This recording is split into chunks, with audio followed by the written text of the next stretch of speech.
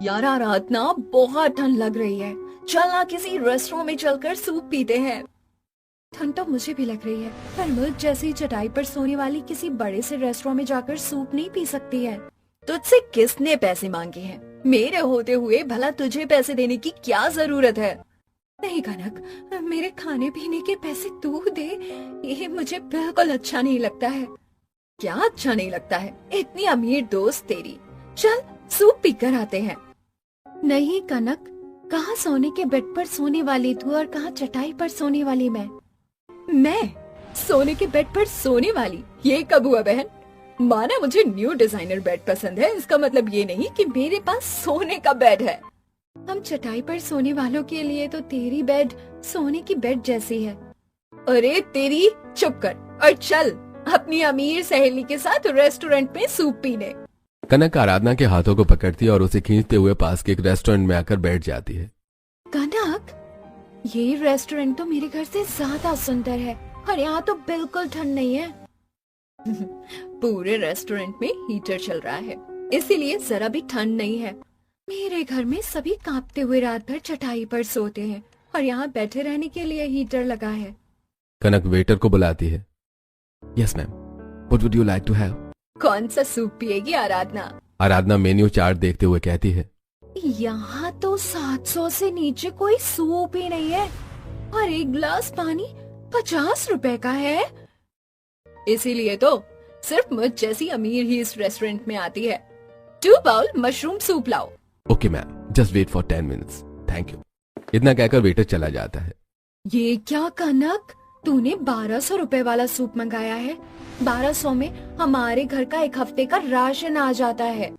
इस तरह खौफ मत खा, मैं जब भी आती हूँ यही सूप ऑर्डर करती हूँ। कुछ ही देर में कनक और आराधना का सूप आ जाता है। दोनों बातें करते हुए सूप पीती हैं और फिर दोनों अपने अपने घर चली जाती हैं। आ गई मेरी प्यारी बेटी। कैसा रहा कॉलेज का दिन? कॉलेज का दिन तो बहुत अच्छा रहा माँ, पर मैं थोड़ी थक गई हूँ। तू हाथ मुंह धोकर आ, मैं तेरे लिए चटाई लगा देती हूँ। तू खाना खाकर सो जाना।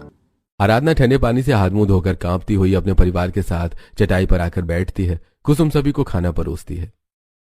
आराधना, तुम्हारी पढ़ाई पूरी होने में और कितने दिन बचे हैं? और 15 दिन बचे हैं। बेटी, मैं तेरे रिश्ते की बात चला रहा हूँ। तेरी पढ़ाई पूरी होते ही कोई अच्छा लड़का देखकर तेरी शादी करवा दूंगा। इसी तरह सभी आराधना की शादी की बातें करते हुए खाना खाते हैं और दूसरी तरफ कनक अपने अमीर माता पिता से बातें कर रही होती है। कनक बेटी, चल गर्मा गर्म खाना खा ले। नहीं, मैं नहीं खाऊंगी। मैंने डैड से कहा था मेरी रूम की बेड चेंज करवाने, पर उन्होंने नहीं करवाई। मेरी रानी बेटी कुछ कहे और वो मैं ना करूं? भला ऐसे हो सकता है क्या? मतलब आपने मेरे लिए न्यू बेड ले ली है? हाँ दीदी, पापा ने आपके लिए बहुत अच्छी और महंगी बेड मंगवाई है। सच पापा? आई लव यू पापा, यू आर द बेस्ट पापा इन द वर्ल्ड। इतना कहकर कनक खुशी से रघुवीर को गले लगा लेती है। अरे अरे मेरी प्रिंसेस, तेरे लिए तो कुछ भी कर सकता हूँ। तभी सुषमा कहती है। बाप बेटी का भरत मिलाप हो गया हो तो खाना खाने बैठे? हाँ भाग्यवान, भूख तो बहुत लगी है। आप सभी डाइनिंग टेबल पर बैठिए, मैं खाना लेकर आती हूँ। नहीं माँ, मैं डाइनिंग टेबल पर नहीं खाऊंगी। मेरा खाना मेरे न्यू बेड पर दे दो। इतना कहकर कनक अपने मखमली बेड पर आकर लेट जाती है। आह, कितना मजा आ रहा है। ये बेड तो मेरे पुराने बेड से भी अच्छा है। ये बात तो मुझे आराधना को बतानी चाहिए। कनक आराधना को फोन करती है और जमीन पर चटाई बिछाकर सोई हुई आराधना फोन उठाती है। क्या हुआ कनक? तुझे पता है डैड ने मेरे लिए न्यू बेड खरीदी है। आई लव इट यार, बहुत अच्छी बेड है। कांग्रेचुलेशंस कनक। आराधना, तू खुश नहीं है? नहीं, मैं तेरे लिए बहुत खुश हूँ। तो इतना कोल्ड रिप्लाई क्यों? कनक, तेरा न्यू बेड लेना कौन सी नई बात है? तू तो नए नए बेड खरीदते रहती है। नहीं यार, मजा तो तब आएगा जब असली में सोने का बेड होगा। वैसे इस बेड की खुशी में मैं क्लब में एक छोटी सी पार्टी दे रही हूँ, तू आना। नहीं, तेरी क्लब पार्टी मेरी हैसियत से बहुत बड़ी है। तू मेरी बेस्ट फ्रेंड है ना, तुझे आना ही पड़ेगा। तभी कनक के कमरे में सुषमा आती है और कनक फोन रख देती है। कनक, तू अपनी उसी गरीब सहेली से बात कर रही थी ना? मैं आराधना से ही बात कर रही थी। कनक बेटी, मैंने तुझे कितनी बार समझाया है, गरीबों के साथ मत उठा बैठा कर, उसका साथ छोड़ दे, वो तेरी दोस्त बनने के लायक नहीं है। नहीं माँ, आराधना बहुत अच्छी लड़की है। चाहे कितनी अच्छी लड़की हो, गरीब लोगों से ज्यादा नजदीकी ठीक नहीं होती है। क्यों माँ? क्योंकि मैंने दुनिया देखी है, ऐसे गरीबों को सिर्फ हम अमीरों के पैसे चाहिए होते हैं। क्या मतलब माँ? मतलब गरीब लोग अमीर दोस्त बनाकर उनके पैसों पर खाना पीना पसंद करते हैं, और आराधना भी तेरे साथ कहीं ना कहीं यही कर रही है। नहीं माँ, आप आराधना को बहुत गलत समझ रही हैं। आपने अभी तक आराधना को पहचाना नहीं है। आराधना ने कभी भी मुझसे एक भी पैसा नहीं मांगा, बल्कि कई बार मुझे फिजूल खर्ची करने से भी रोका है। आराधना बहुत अच्छी लड़की है। अब तो बड़ी हो गई है कि अपनी माँ को सिखाने लगी। मैंने एक बार कह दिया कि तू उस गरीब लड़की से नहीं मिलेगी, मतलब नहीं मिलेगी। वो अच्छी लड़की है या बुरी, मुझे नहीं जानना है। इतना कहकर सुषमा गुस्से में कमरे से निकल जाती है। माँ को लगता है वो मना कर देंगी तो मैं कनक नहीं मिलूंगी, पर आराधना मेरी सबसे अच्छी सहेली है, मैं उससे अपनी दोस्ती कभी नहीं तोड़ूंगी। कनक रोज कॉलेज में आराधना से मिलती है, बातें करती है और उसके साथ ही घूमने भी जाती है। इसी तरह कुछ दिन बिताती है और एक दिन कनक और आराधना की ग्रेजुएशन पूरी हो जाती है। यकीन नहीं होता कनक, हमारी पढ़ाई पूरी हो गई और हमारी दोस्ती को 10 साल बीत गए। हाँ यार, अब हम दोनों सहेलियां ग्रेजुएट हो गई हैं। अब ना असाइनमेंट की चिंता, ना प्रोजेक्ट्स की चिंता, ना कोई पढ़ाई की टेंशन, सिर्फ पार्टी, एंजॉयमेंट और खूब सारी मस्ती। कनक की बातें सुनकर आराधना थोड़ी मायूस हो जाती है, जिसे देखकर कनक आराधना से पूछती है, क्या हुआ आराधना, तू अचानक मायूस क्यों हो गई? मुझे अपनी ग्रेजुएशन पूरी होने का डर था। डर? पर किस बात का डर है तुझे? यही कि अब तो हमारा कॉलेज में मिलना नहीं होगा, कहीं हमारी दोस्ती ना टूट जाए। आराधना की बातें सुनकर कनक मुस्कुराते हुए कहती है, हे भगवान आराधना, तू कितनी बड़ी पागल है। इतनी छोटी सी बात से कोई इतना डरता है भला? सुन, आई प्रॉमिस यू, हमारी दोस्ती कभी नहीं टूटेगी, चाहे कुछ भी क्यों ना हो जाए। कनक और आराधना गले मिलती हैं और फिर आराधना मुस्कुराते हुए अपने घर आ जाती है। आराधना देखती है कि घर में चटाई बिछाकर कुछ लोग बैठे हुए हैं। आ गई मेरी प्यारी बेटी। माँ, ये लोग कौन है? बेटी, तेरे पिताजी ने इनके बेटे से तेरी शादी की बात चलाई थी। इन्हें तू बहुत पसंद है, इसीलिए आज तुझे देखने आए हैं। अरे आराधना बेटी, आओ इधर आओ। आराधना रामलाल के साथ लड़के वालों के सामने बैठ जाती है। शारदा, महेश, कीर्ति और नीरज आराधना को बहुत ध्यान से देख रहे होते हैं। लड़की देखने में तो बहुत संस्कारी लग रही है। हाँ जी, चेहरे से ही समझ आता है कि घरेलू लड़की है। पापा को एक बार मुझे बताना चाहिए था कि लड़के वाले आ रहे हैं, मैं कनक को अपने साथ लेकर आई होती। आराधना अपने मन में खुद से बातें कर रही होती है, तभी सभी कहते हैं, रामलाल जी, हमें आपकी बेटी बहुत पसंद है, हमारी तरफ से रिश्ता पक्का है। अगर आप सबको हमारी बिटिया पसंद है तो हमें क्या आपत्ति होगी, हमें भी आपका बेटा नीरज बहुत पसंद है। दोनों परिवारों की रजामंदी से रिश्ता तय हो जाता है। दोनों परिवार एक दूसरे का मुंह मीठा करवाते हैं और शादी की तारीख निकलवाने चले जाते हैं। इतनी बड़ी खुशखबरी है, कनक को बताना तो बनता है। आराधना कनक को फोन करती है। कनक, तुझे पता है मेरा रिश्ता तय हो गया है। सच? ये तो बहुत अच्छी बात है। कौन है वो खुशनसीब? लड़के का नाम नीरज है, हमारे परिवार की तरह ही है। तू देखना, तेरी शादी में सबसे ज्यादा मैं ही नाचूंगी और मैं तेरे लिए एक बहुत सुंदर और महंगा गिफ्ट भी लूंगी। तभी सुषमा दरवाजे के पास खड़ी कनक की सारी बातें सुन लेती है। किससे बातें कर रही है कनक? वो माँ, आराधना से। माँ, मैंने कितनी बार मना किया है तुझे उससे बात करने से, पर माँ आज तो खुशखबरी है, आराधना की शादी तय हो गई है।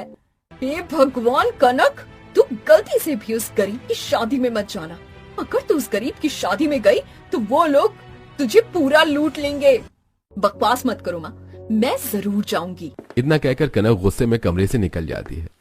मैं अपनी बेटी को उनकी शादी में शामिल ही नहीं होने दूंगी। ऐसे ही कुछ दिन बीत जाते हैं और शादी की तैयारियां शुरू हो जाती हैं और कनक आराधना के लिए एक सुंदर सा गिफ्ट खरीदती है। ये गिफ्ट आराधना को बहुत पसंद आएगा। कनक आराधना के लिए गिफ्ट खरीद कर अपने घर चली जाती है। कनक बेटी, तेरी दादी की तबीयत अचानक बहुत खराब हो गई है। क्या? पर कैसे? तेरे पापा बिजनेस ट्रिप में गए हैं, तुझे अभी अमेरिका के लिए निकलना पड़ेगा। ठीक है माँ, पर आप ये गिफ्ट आराधना को जरूर दे दीजिएगा। हाँ, मैं दे दूंगी। मैंने तेरी पैकिंग कर दी है, 2 घंटे बाद फ्लाइट है, जल्दी निकल। कनक आराधना की शादी में न जा पाई, इसलिए सुषमा झूठ बोलकर कनक को अमेरिका भेज देती है। वहीं दूसरी तरफ आराधना दुल्हन के कपड़ों में मंडप में बैठी होती है। ये कनक अभी तक क्यों नहीं आई? दीदी, मैं कनक दीदी के घर गई थी, वहाँ पता चला वो अमेरिका चली गई है। कनक के अमेरिका जाने की बात सुनते ही आराधना की आंखें भर आती हैं और दुखी मन से आराधना शादी करती है और अपने छोटे से ससुराल में रहने आ जाती है। आराधना के ससुराल के ऊपर एक बड़ा सा सुंदर घर है और उसी घर के नीचे छोटा सा घर आराधना का ससुराल है। अरे मैं तो बहुत थक गया हूँ, सोने की तैयारी करो। आराधना जमीन पर चटाई बिछाती है। माफ करना बहू, हमारी गरीबी के कारण इतनी ठंड में भी तुझे चटाई पर सोना पड़ता है। माँ जी, मैं तो हमेशा से चटाई पर ही सोते हुए आई हूँ। आराधना चुपचाप चटाई पर लेट जाती है और बाकी सभी चटाई पर लेट जाते हैं। ठंड लग रही है। जमीन बहुत ठंडी है, इसीलिए आज ठंड ज्यादा लग रही है। आराधना अपने पूरे परिवार के साथ कांपती हुई जमीन पर चटाई बिछाकर सो जाती है और अगले दिन आराधना दोपहर में अपने पूरे परिवार के साथ धूप सेक रही होती है। भाभी, आपकी कोई सहेली थी ना, कनक? कैसी है वो आजकल? हाँ, मेरी भी एक सबसे अच्छी सहेली थी, लेकिन पता नहीं कैसे मेरी शादी के दिन अचानक अमेरिका चली गई और अब तक मिलने नहीं आई और उसका नंबर भी इनवैलिड बताता है। अमेरिका? इतने साल हो गए, फिर भी उसके साथ अब आप लोगों का कोई कांटेक्ट नहीं है? हाँ, जब पिछले साल की ठंड में वो गई थी तब से कोई कांटेक्ट नहीं हुआ और आज मेरी शादी के 1 साल पूरा हो गया। पता नहीं मैं अपनी बहन जैसी सहेली से कभी मिल पाऊंगी कि नहीं। आराधना कृति को कनक के बारे में बता रही होती है कि तभी अचानक आराधना के ऊपर वाले घर में रहने कोई आता है। ये लोग तो हमारे ऊपर के फ्लैट में रहने आए हैं। इतनी अमीर फैमिली कौन है जो इतने बड़े घर को खरीद लिया? जरूर कोई बहुत बड़ी बिजनेसमैन फैमिली होगी। पूरा परिवार हैरान था। तभी एक बड़ी सी गाड़ी आकर रुकती है जिसमें से कनक अपने पति और ससुराल वालों के साथ बाहर निकलती है। कनक, तू? आराधना, तू यहाँ? आराधना और कनक की आंखें भर आई, दोनों दौड़कर एक दूसरे को गले लगाती हैं। तू मेरी शादी के दिन अमेरिका क्यों चली गई थी? एक बार भी मुझसे मिली तक नहीं। जानती है मैंने कितने दुखी होकर अपनी शादी की थी। मुझे पता है, मैंने भी तुझे बहुत मिस किया। असल बात यह है कि मेरी माँ ने मुझे झूठ बोलकर अमेरिका भिजवा दिया और फिर दादी ने मुझे वहाँ से आने ही नहीं दिया। और जब मैंने सोचा तुझे फोन करूं, तो अमेरिका में मेरा फोन ही चोरी हो गया था। कनक और आराधना को बातें करते देखकर दोनों परिवार हैरान हो जाते हैं। कनक बहू, तू इन गरीबों को कैसे जानती है? मम्मी जी, ये गरीब नहीं, मेरी सहेली है आराधना। हम लोग बहुत अच्छी सहेलियां हैं। आप लोग घर में जाइए, मैं थोड़ी देर आराधना से बातें कर आ जाऊंगी। कनक के ससुराल वाले अपने फ्लैट में चले जाते हैं और मजदूर सामान ऊपर चढ़ाने लगते हैं। वहीं आराधना और कनक धूप में बैठकर आपस में बातें कर रही होती हैं। कनक, सच में तुझे वापस देखकर बहुत अच्छा लग रहा है। अरे पागल, मैं भी तुम्हें बहुत याद करती रही। अमेरिका में रहकर भी हमेशा यही सोचती थी कि तू कैसी होगी। तभी रागिनी कनक के पास आती है। भाभी, क्या सच में आप दोनों की इतनी गहरी दोस्ती है? हाँ रागिनी, कनक मेरी सबसे अच्छी सहेली है, मेरी बहन जैसी है। आराधना, आज से मैं यही रहूंगी और तुम्हारे साथ भी समय बिताएंगे। कनक की बातें ऊपर खड़ी अश्विनी सुनकर कहती है, मुझ जैसी अमीर सास की अमीर बहू एक मामूली सी गरीब लड़की को अपनी सहेली बता रही है। कितनी शर्म की बात है। मुझे कनक को समझाना पड़ेगा। ये गरीब तो दीमक होते हैं, सिर्फ अमीरों के पैसे खाना जानते हैं। अश्विनी को कनक और आराधना की दोस्ती बिल्कुल पसंद नहीं आ रही थी। वहीं कनक और आराधना ज्यादातर समय साथ में बिताने लगती हैं। तभी एक दिन एक गाड़ी एक बेड लेकर आती है। ये क्या है? जरूर कनक ने फिर कुछ मंगवाया है। तभी कनक बाहर आती है। मम्मी जी, पापा जी, मेरी न्यू बेड आ गई है। फिर से नया बेड? पहले वाला खराब था क्या? नहीं मम्मी जी, लेकिन ये वाला ज्यादा अच्छा है। आप लोग बेड को ऊपर पहुंचाइए। मजदूर बेड को ऊपर कमरे में ले जाने लगते हैं। कनक की न्यू बेड को मजदूर ऊपर वाले कमरे में चढ़ा रहे होते हैं। ध्यान से ले जाना, ये बेड बहुत महंगी है। मजदूर बेड को सीढ़ियों से ऊपर ले जा रहे होते हैं। इतनी भारी बेड ऊपर ले जाना ठीक है, मम्मी जी कुछ नहीं होगा। तभी अचानक मजदूर का पैर फिसल जाता है। अरे संभालो! तभी तेज आवाज के साथ बेड नीचे गिर जाता है और टूट जाता है। हे भगवान, मेरी बेड! कनक दौड़कर नीचे आती है। ये आपने क्या कर दिया? मैडम गलती से। मेरी नई बेड पूरी टूट गई। अश्विनी और श्यामलाल भी वहां आ जाते हैं। अब इसका क्या होगा? मेरा बेड सब खराब हो गया। मजदूर सिर झुकाकर खड़े रहते हैं और टूटे हुए बेड को एक तरफ रख देते हैं। कनक अपने कमरे में जाती है और टूटी हुई बेड देखकर उदास हो जाती है। अब मैं कहाँ सोऊंगी? कनक दूसरे कमरे में जाती है। आज मुझे दूसरे कमरे में सोना पड़ेगा। हाँ, आज यहीं सो जाओ। कनक को दूसरे कमरे में बिस्तर बिछाकर सोना पड़ता है। ये बेड बिल्कुल आरामदायक नहीं है। कनक करवटें बदलती रहती है। मेरा अपना बेड कितना अच्छा था। कनक पूरी रात करवटें बदलती रहती है और इसी तरह सुबह हो जाती है। कनक गुस्से में अमित के पास जाती है और उससे कहती है, अमित, मेरी नई बेड टूट गई। हाँ, पर अब क्या कर सकते हैं? अमित, कल मुझे दूसरों के कमरे में सोना पड़ा। ये मुझे बिल्कुल नहीं पसंद। तुम्हें पता है मुझे मेरी बेड कितनी पसंद है? मुझे नहीं पता। आज किसी भी तरह मेरे लिए एक बेड लेकर आओ। ठीक है, तुम टेंशन मत लो। मुझे बिल्कुल अच्छा नहीं लग रहा। आज किसी भी हालत में मुझे मेरी एक सुंदर सी अच्छी बेड चाहिए, मतलब चाहिए। कनक डार्लिंग, तुम चिंता मत करो, मैं तुम्हारे लिए एक अच्छी सी बेड जरूर लेकर आऊंगा और मेरा वादा है तुम्हें बेड जरूर पसंद आएगा। इतना कहकर अमित अपने काम पर निकल जाता है और कनक गुस्से में घर के काम करने लगती है और घर के सारे काम करके आराधना से बातें करने नीचे आ जाती है। पता है आराधना, कल मुझे दूसरों के कमरे में सोना पड़ा था। तुझे पता है मैं अपने बेड को लेकर कितनी सीरियस हूँ? हाँ बाबा, मुझे पता है। मैं तो सोचती हूँ कहीं तुझे चटाई पर सोना पड़ता तो तेरा क्या होता। कनक और आराधना बातें कर ही रहे होते हैं, तभी घर के बाहर एक बड़ी सी टेम्पो आकर खड़ी हो जाती है। इतनी बड़ी टेम्पो किस चीज की है और इसमें क्या है? कनक सोच रही होती है कि तभी अमित अपनी गाड़ी से उतरता है। सरप्राइज! अमित, क्या सरप्राइज है? यहाँ नहीं, कमरे में चलो, वहां बताऊंगा। अमित मजदूरों की तरफ इशारा करता है। मजदूर गाड़ी से कपड़ों से ढका हुआ बेड उतारते हैं और कमरे में लेकर आते हैं। कनक, देखना चाहती हो मैं तुम्हारे लिए क्या सरप्राइज लेकर आया हूँ? जल्दी अमित, अब मुझसे बर्दाश्त नहीं हो रहा। जल्दी दिखाओ तुम मेरे लिए क्या लेकर आए हो। खुद ही कपड़ा हटाकर देख लो। कनक बेड पर से कपड़ा हटाती है। पूरा बेड सोने का बना होता है। ये देखकर कनक बहुत हैरान हो जाती है। ये तो सोने का बेड है। हाँ, वो भी प्योर गोल्ड, मेरी डायमंड जैसी वाइफ के लिए। ये सोने का बेड तुम मेरे लिए लेकर आए हो? ये सोने का बेड मेरा है? हाँ हाँ, बिल्कुल तुम्हारे लिए। अमित, तुम कितने अच्छे हो। कनिका बहू, अब ये बातें सब जगह मत बता देना। अमित, ये बेड तू सेट करवा ले, उसके बाद आराम से अपने सोने के बेड को देखते रहना। अमित के कहने पर मजदूर बेड को कमरे में सेट कर देते हैं और अमित से अपनी मजदूरी लेकर चले जाते हैं। अब तो मुझे अपनी बेड मिल गई। अब तुम आराम से सो पाओगी। कनक खुशी से बेड पर बैठ जाती है। कनक अपने सोने के बेड पर बैठी होती है। कितना आराम है इस बेड में। कनक अपना फोन उठाती और आराधना को फोन करती है। आराधना। हाँ कनक, तुझे पता है अमित ने मेरे लिए सोने का कितना सुंदर बेड ला कर दिया है। पूरा बेड सोने का है, प्योर गोल्ड। सच? ये तो बहुत अच्छी बात है। तेरा बरसों पुराना सपना सोने के बेड पर सोने का सच हो गया। रुक, मैं तुझे वीडियो कॉल करके दिखाती हूँ। कनक वीडियो कॉल करती है और अपना बेड दिखाती है। कितनी सुंदर बेड कनक, ये तो पूरी चमक रही है। तभी दरवाजे पर अश्विनी आ जाती है। कनक, तू फिर उसी गरीब लड़की से बात कर रही है?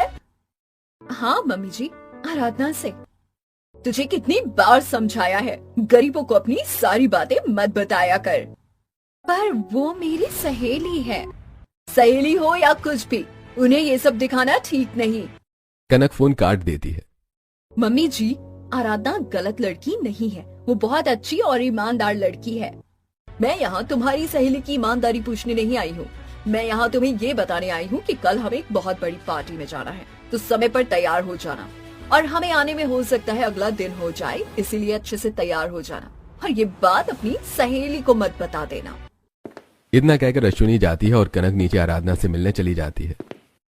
सच में कनक, यह देखकर ऐसा लगता है जैसे पुरानी यादें फिर से ताजा हो गई। वैसे तूने बताया नहीं तेरी शादी कैसे हुई?